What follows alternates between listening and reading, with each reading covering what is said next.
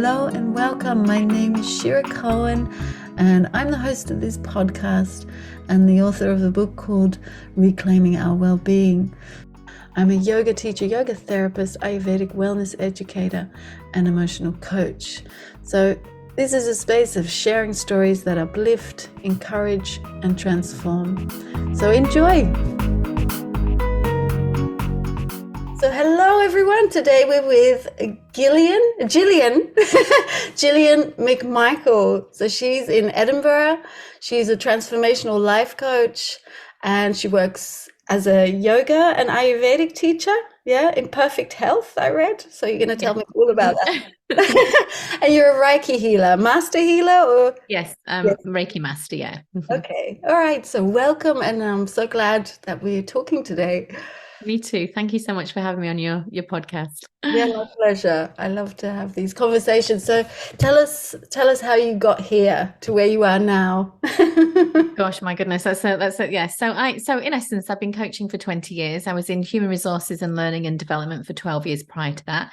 I always say that coaching found me rather than I found coaching, just because, I don't know, I was looking for something and I'd been coached within the workplace and I've been involved in a coaching project, but I was really looking for something that would give me maybe a bit more of a fulfilling role, and coaching did that. So I trained in 2003 to become a life coach, and then I worked as a coach for a period of time and then decided, because of my background, I really was interested in learning and development.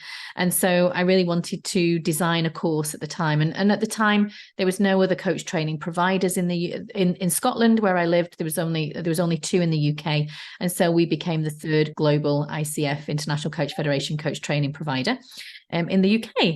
And so what is ICF? So the ICF is the International Coach Federation. So they're the leading body of professional coaches, global body. So they're the people, I suppose, who made coaching a profession, so to speak, and now are a really, a huge global organization who support coaches and their development and growth. And so I became one of their training partners.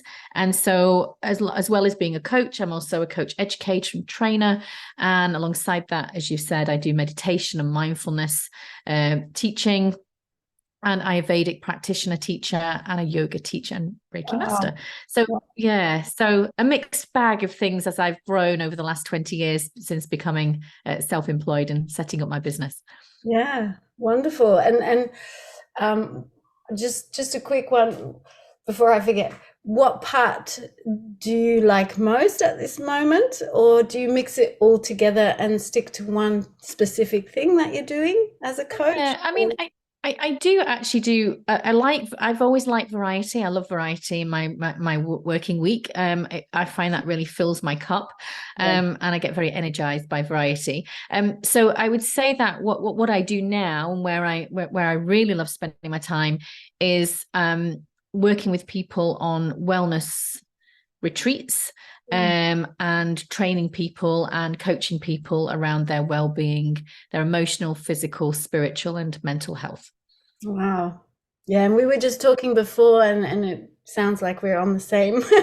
Quite similar, actually, I think. Yeah. Could you tell us about your background? How did you get into coaching? Why was transformation so important to you, and well-being? Yeah, well, sure. I mean, I think for me, when I trained to become a coach, I was just doing the kind of the box standard life coaching approach, and everybody at the time, because that was 2003, the internet wasn't even around when I started the business. I mean, it's crazy really when you think about it now. So we had these big telephone directories, and I was trying to drum up business, and people thought like life coaching was just like you're a tree hugger. In fact, a person said to me, "You're nothing but tree huggers," and it's all this American kind of woo-woo stuff, but actually, when I started to do more deeper research into coaching and transformation, because I didn't want to be a coach that just worked with clients just to have a quick fix.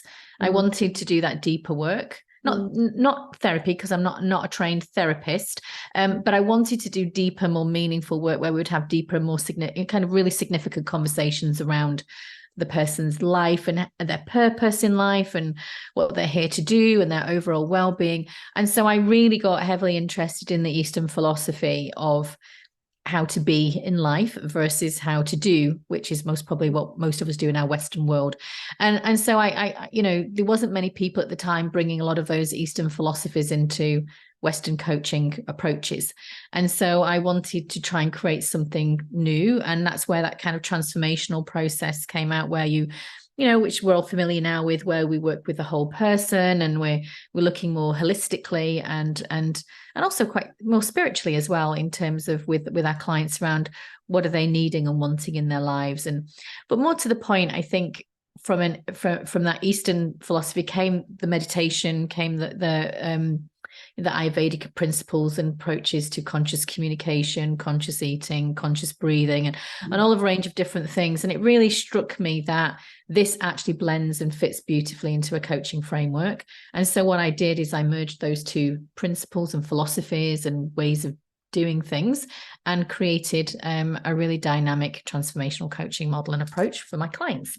And touch wood, so far it's been doing now this, I've been really focusing on this on the last 12 years and it's going really well. And the clients seem to be really enjoying that process. Yeah, you've got a lot of good testimonials on your website. Yeah. Oh wow, that's great. And like you say, I also notice it that people, when you coach them, you start with one thing, but then you realize there's actually so many aspects that actually people haven't been educated in or don't know how to do well or healthily or. Exactly. Yeah. I think, we as human beings, we're creatures of habit. We consume a lot of information. We consume a lot in life in general.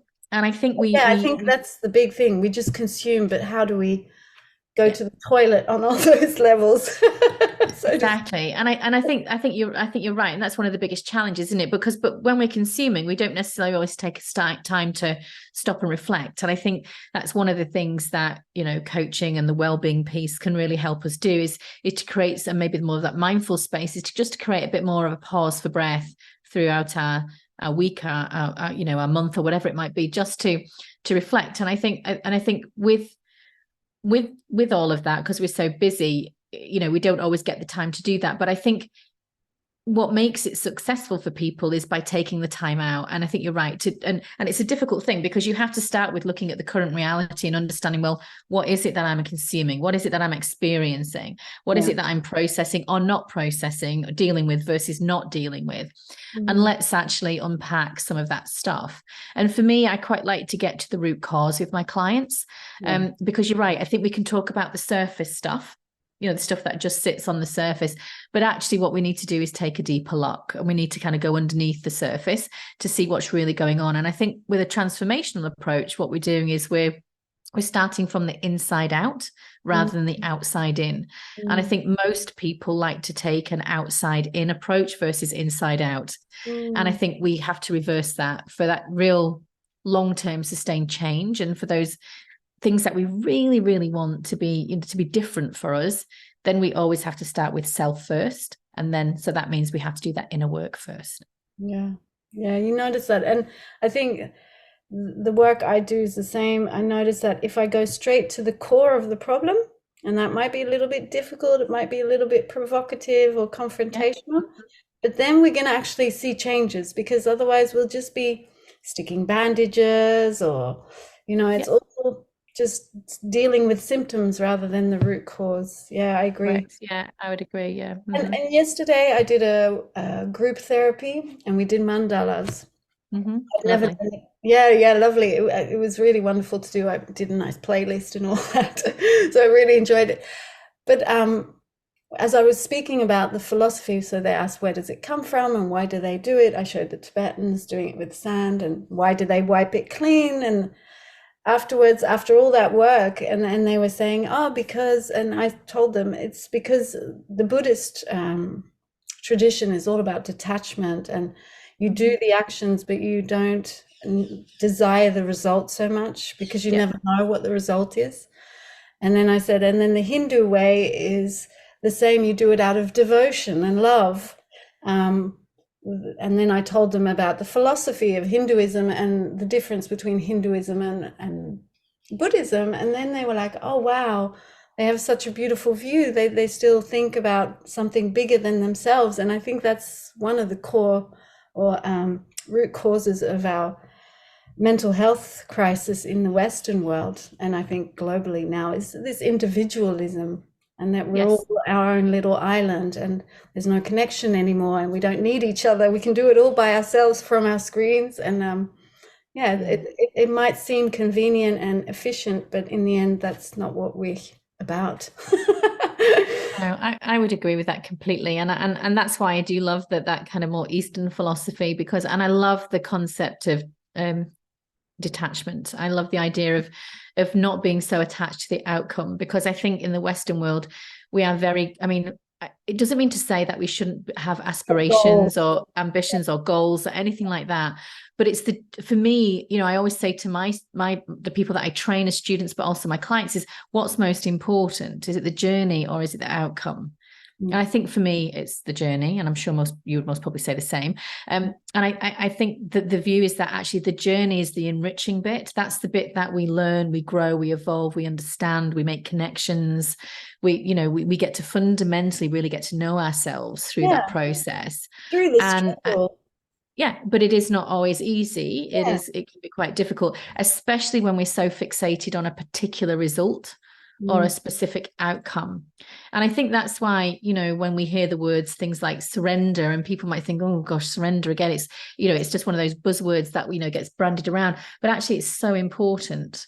But I also realized when I did my yoga teacher training course a while ago, one of the biggest learnings I got was that discipline leads to freedom. So discipline leads to liberation.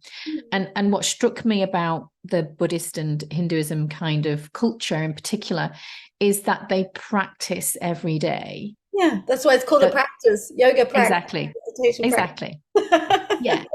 And I think the other thing is that I think we can tend to get stuck, especially when we're attached to an outcome, not detached, but attached to an outcome, is that we want that quick result.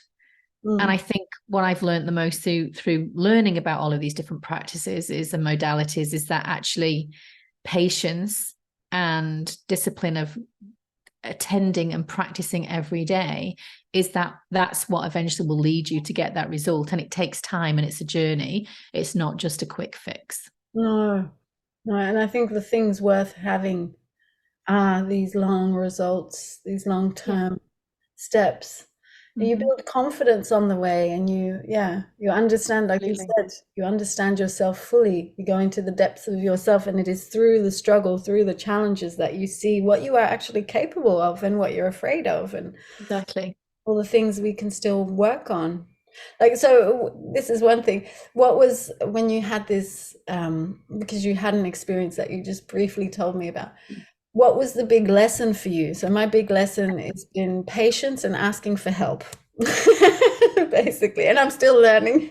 Yes, yeah. Well, I think there's a lot of things. I think for me, the biggest two things that I wanted to do was around forgiveness and acceptance. Patience is also in there, but I think the two biggest for me was forgiveness and acceptance, because yeah, I mean, 12 years ago, I lost everything, my business, my home, my relationship, my marriage went into divorce. And there was just, I mean, literally lost my home, absolutely everything. And there was just myself and my 6-year-old son at the time, you know, with our kind of bags and a few suitcases. And so for me, that was the universe giving me the biggest kick up the backside I could possibly have. And I think I didn't know that at the time, but obviously as you reflect and you learn and grow over those the 12 years. And with all that, there was a £97,000 debt that needed to be paid back. That was accumulated through business and a range of other different things, and recession, because the recession hit. And so our clients stopped paying, and there's a whole load of things. Wow. There's a real mixed bag of stuff, but it was like within a 6-month period, poof, everything was gone. And so for me, once I got over the shock of all of that, I needed to survive really quickly because I needed to provide for my son. Thankfully, a friend let me borrow their car, and then so I could take my son to school and bob around and do the things that he needed and support that. And my parents gave me a loan to get me into some rented accommodation, just so I could start to get back on my feet. And so I needed to reinvent and recreate myself. But you know, when it was survival mode, it was very much around, well, just kind of do what you know, because you need to make money, you need to survive, you need to pay the money off. And it took me 7 years to pay the debt off. But it was all paid. And I feel very proud of myself for that, because nobody helped with that. I did that myself. And that was really important for me to do, even though some of that debt wasn't just purely mine to burden, but it was what I was left with. So I dealt with it.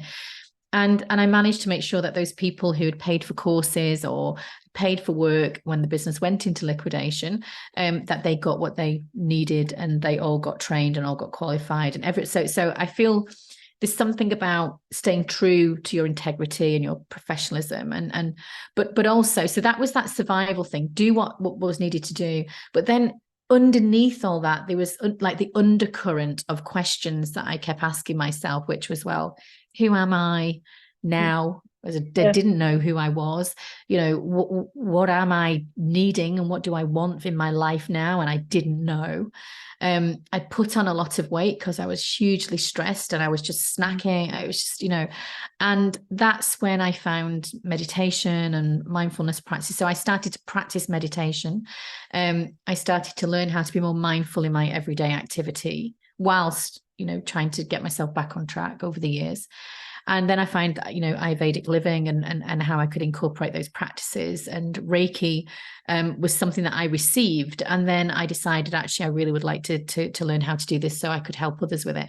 And so that's when I think my full, true spiritual journey kind of kicked in. And realistically, I've never looked back. And even though it was most probably one of the most traumatic experiences I've had in my life, one of them, I would say that it was most probably the best, because it made me understand who I was and what being true to myself actually meant, and how I could really genuinely come home back to my source, you know, to connection to who I to my true self. Mm-hmm.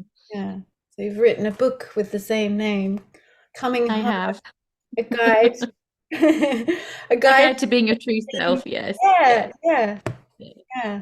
How was that writing so a book? it was hard, you isn't know, it? it was really like birthing.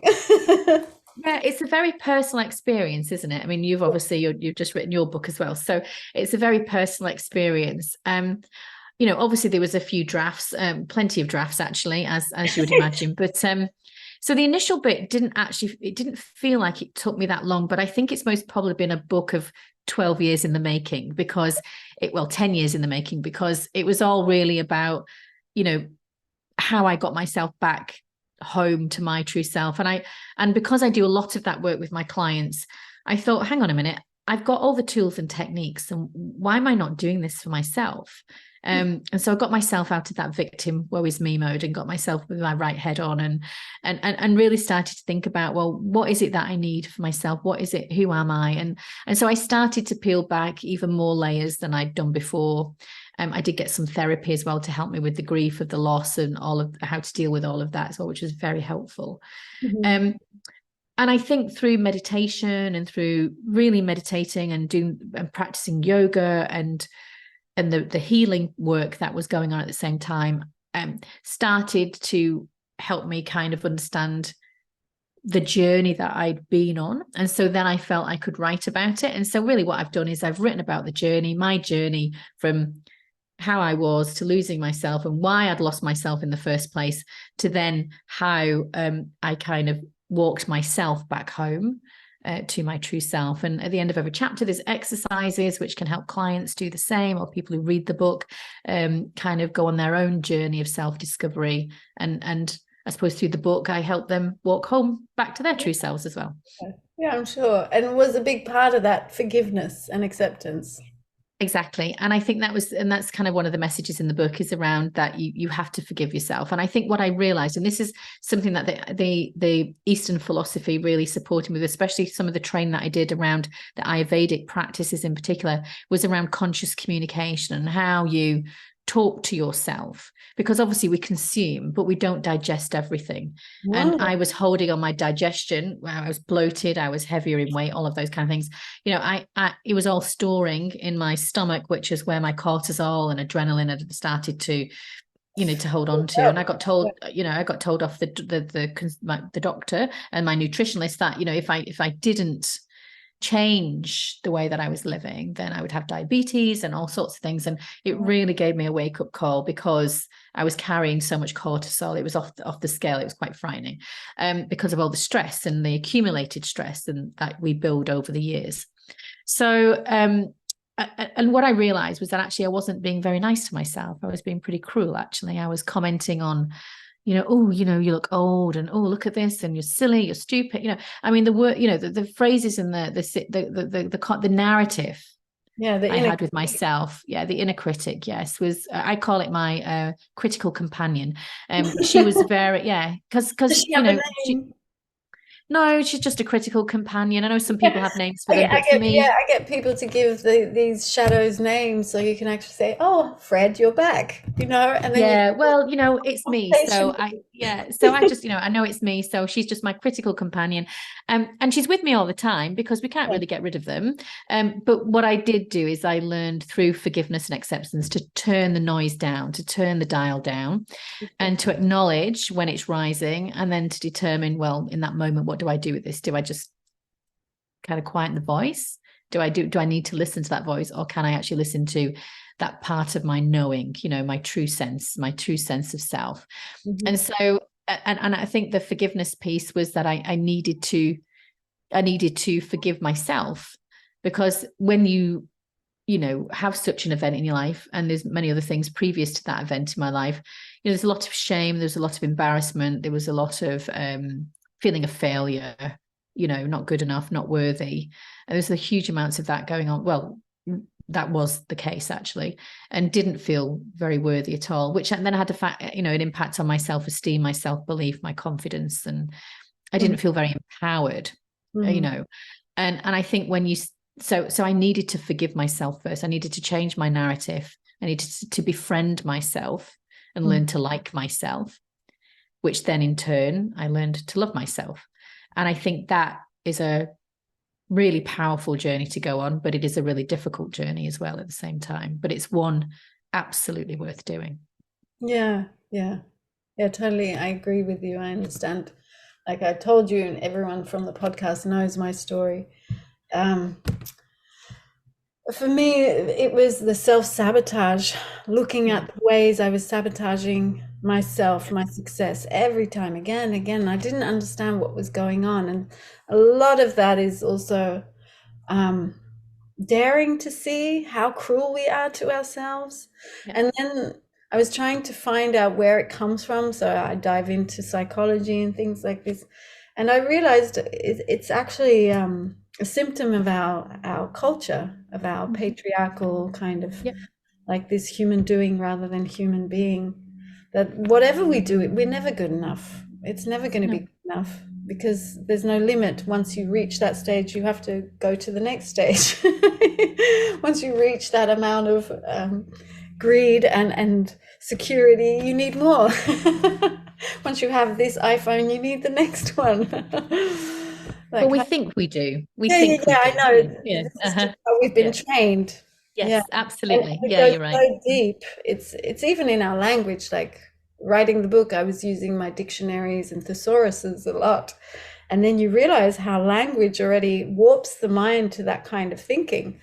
Yes. Yeah, absolutely. Absolutely. And I think also as well in our culture, we do a lot of comparison. We compare and we contrast to other people's levels of success, and then we think we're missing out. So we want to keep up and fit in and belong. And obviously that's all part of Maslow's hierarchy of needs. But, you know, we do want to belong. We do want to fit in. But I think we can only do that when we truly belong within ourselves.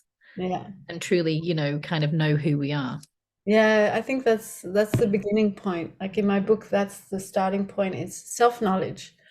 And Yeah, then from self-knowledge, you feel more safe in yourself. You know what's right for yourself. You know what you need, and you know what you don't need.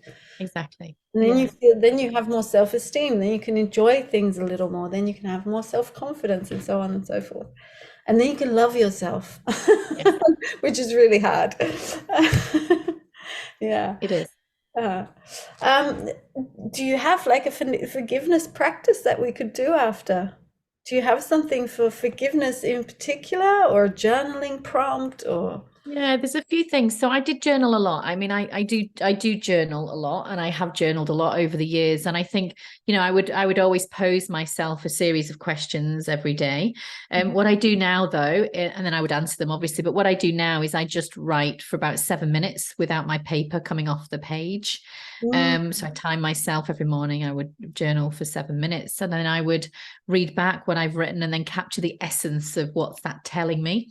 mm, Because we know the first few minutes of just writing is just usually just surface stuff, just ready to recall information coming out. But as you do it for a bit longer and a bit longer period of time, you get more to the essence. And now, so it's actually, for me, I really like that exercise because it actually really helps me understand more about me and what's going on for me. Now, I still might pose a question. So, for example, if I've had a difficult conversation, or I've not felt comfortable about something, or there's a situation that maybe I've been triggered about, because at the end of the day, we're human beings, we do get triggered, regardless of how much work you do on yourself, you still get triggered because you're human. And I think, that those are things that then I would pose a question around and say, okay, well, let's step back from that situation and let's look at it in its entirety.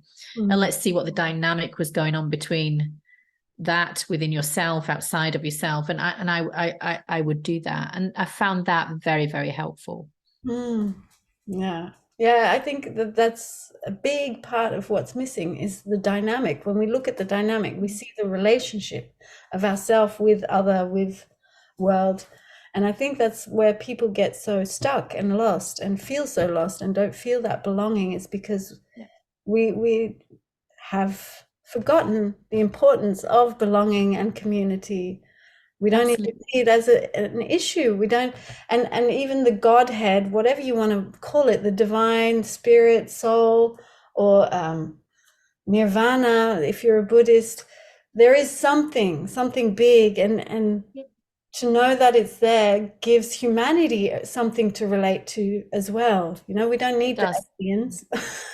No, I would Maybe some people agree. Yeah. need Yeah. aliens. I think that's one reason we're so at such dire straits right now. Yeah, it's because we don't have some devotional awe or to something else beyond ourselves.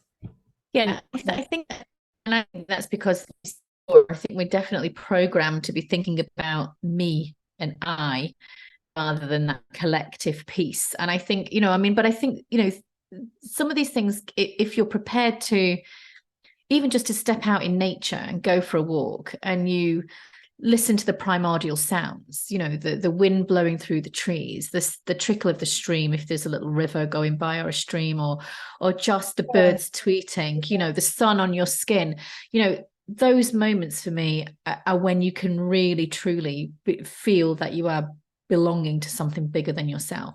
And I think what we've got to do, I think for me, is actually bring a bit more of a mindful practice in. And I suppose my concept would be to invite more people to think about how you can be more in the moment. Because most of us think about the past, or we think about the future. And when Yeah. we're thinking about the past, we're beating ourselves up. Well, we should have done this, we could have done that. Why didn't I do that? Or, and so there's always elements of disappointment or disillusionment, or because we're reflecting on the past and we're not satisfied, perhaps, in some of those past experiences. And we hold on to those, we don't digest them. We store them. Mm. And then when we think about the future, well, all we're doing is thinking about our future plans. And again, it's not to say that we shouldn't have goals or aspirations or things to work towards, ambitions or lifestyle choices that we want to achieve. But it's about, not being so focused that we miss what's right in front of us right here and now. And Yeah. that is about that connection. It's about the having a laugh with your friend, or a family member, or just sharing something in the moment with somebody, which might be the fact that you're walking down the street and you feel the sun on your skin, and you turn to somebody and you smile because you felt the same thing. Exactly. Yeah. Yeah.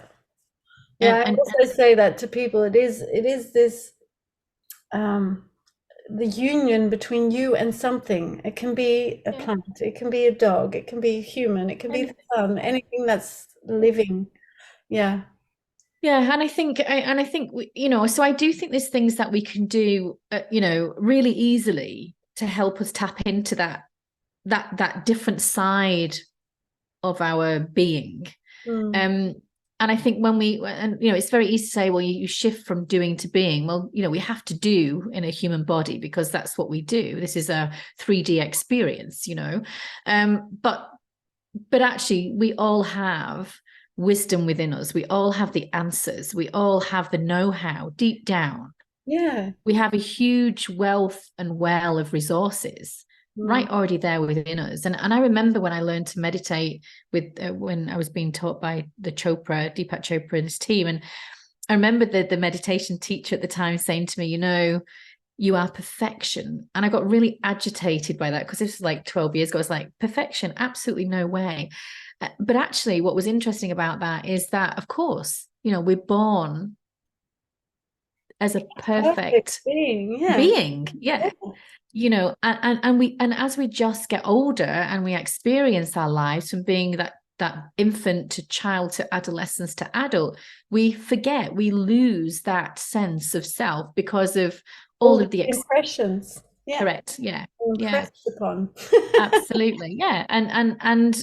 And so I think what is interesting, and this is what I would encourage, and this is the work that you're doing, I know, but encourage all of my clients and anybody who's listening to this, is just to give yourself permission just to be curious about yourself a bit more, and to be curious around that bigger connection and connection to really that place of knowing. And I think for me, when I'm working with clients, my clients spend a lot of time in their heads, they're thinking or they're feeling, which is good. Of course we need to think, we need to feel. But for me, the question is, well, what do you know about yourself? And you get a different answer than what do you think and feel. Mm. And I think for me, I would encourage most of us to start living from that place of knowing, not from what we think or feel, but what do we actually truly know about ourselves? That's beautiful. Yeah. I do feel that feeling is what guides us back to knowing. Do you know I what I agree. Yes, I do. Yeah, because you have to feel it. You've got to embody. You've got that sense of embodiment, isn't there? You need mean? to Yeah, feel it and connect with it. Yeah. and your viscera tells you if something's right or someone's Yeah. right for you or Yeah. not. Exactly. Yeah, I try Yeah. a lot when I work with people one-on-one and even in groups, is just get in contact with their feeling, even if it's uncomfortable, get to know it, because it's going to Absolutely. start getting clearer to you what it's trying to tell you.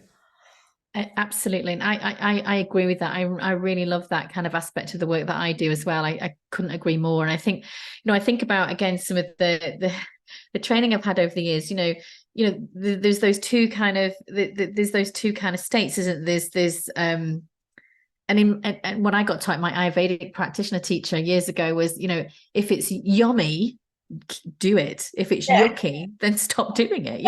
So go to those primal basic emotions. Does Yeah, it give good. you a feeling of comfort or discomfort? Yeah, it's really And if simple.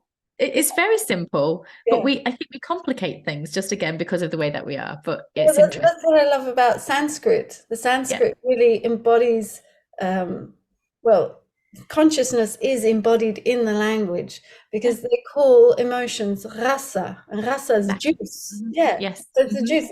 Is it a bitter juice? Obviously, you're not going to go that way. Is it No, really exactly. sweet and good for your tongue? Go for it. Yeah. Yeah, I exactly. Because we do, and obviously what we need is we need good ojas, which is, we need good digestive fire and agni. We don't want the kind of the tamas and the things that kind of are going to take us away from feeling really good within. And I think, and so I think where that goes everything from what you consume in terms of food and drink, right through to your experiences, down to the body cream that you put on your skin. If it makes you feel yummy, keep it. If mm, it makes you feel yucky, then do something different, because why put yourself through that if it's giving you discomfort yeah. or Yeah. bringing discomfort? But I do agree with you. I like the concept, and I do a lot of work I do a lot of somatic work and embodiment work with my clients as well. And I think sitting in the discomfort can lead to great awareness and great understanding, but it's Yeah, we it's an need invitation, isn't it? discrimination. Yeah. Yeah, this is when discrimination, because you said it before that a lot of people compare themselves, and the comparing aspect of our mind is really purposeful, but we're not using it for the right things. And so to sit with discomfort and our feelings and our emotions and our thoughts, and to discriminate where are they coming from, what are they associated to, how are they affecting me, is it healthy or not, then discrimination is healthy. But to discriminate ourselves with this inner critic, then it's unhealthy. And I think that's what people need to understand again. Like I did last weekend, I walked around with a group of people also for therapy. It was to pick different herbs and then to discriminate, like we were collecting elderflowers, the white heads. But then someone else picked some from down below and he said, are they the same? And I said, so does the flower look the same? And for him, it looked the same. So I said, okay, then let's look at the leaf. Does the leaf look the same? He said, no. I said, okay. And let's look at the plant as a whole. Is it up there in the sky or is it down from the ground? And that's how you tell. And that's where discrimination and why we are so discriminative, because we needed it for those plants and we're not using it anymore because we have devices and people telling us what to do. Yeah. And then we're still going to use it, but maladaptively. Yes. Yeah. Mm-hmm. Exactly. But thank you for this talk, because we're going to end soon. Yeah. I'm really happy that you made it so simple. This yucky and yummy and forgiveness I think people really just need simple at the moment. Yes, strip it all back. Go back to basics. Don't overcomplicate it. No. Simplicity definitely is key. I would agree for sure, 100%. Yeah, it's been wonderful getting to know you. Thank you. Yes, so nice. Another soul sister. Thank you so much. It's been lovely to talk to you today. Really glad we had this conversation. Yeah, is there anything else you want to plug in? Your book? Your work? Well, yeah, I mean, if you're interested to read more about the journey and to go on your own journey, then there's The Coming Home, A Guide to Being Your True Self, which is on Amazon by me, Gillian McMichael. Alternatively, you could follow me on Instagram if you wanted just to get some top tips at Gillian McMichael on Instagram. But yeah, otherwise than that, thanks. It's been just wonderful just to meet you and have a really great chat. Thank you very much. You're welcome. My pleasure. And I'll put your details in the show notes. That's lovely. Thank you so much. Bye. Bye, everyone. Thank you for listening and have a lovely week.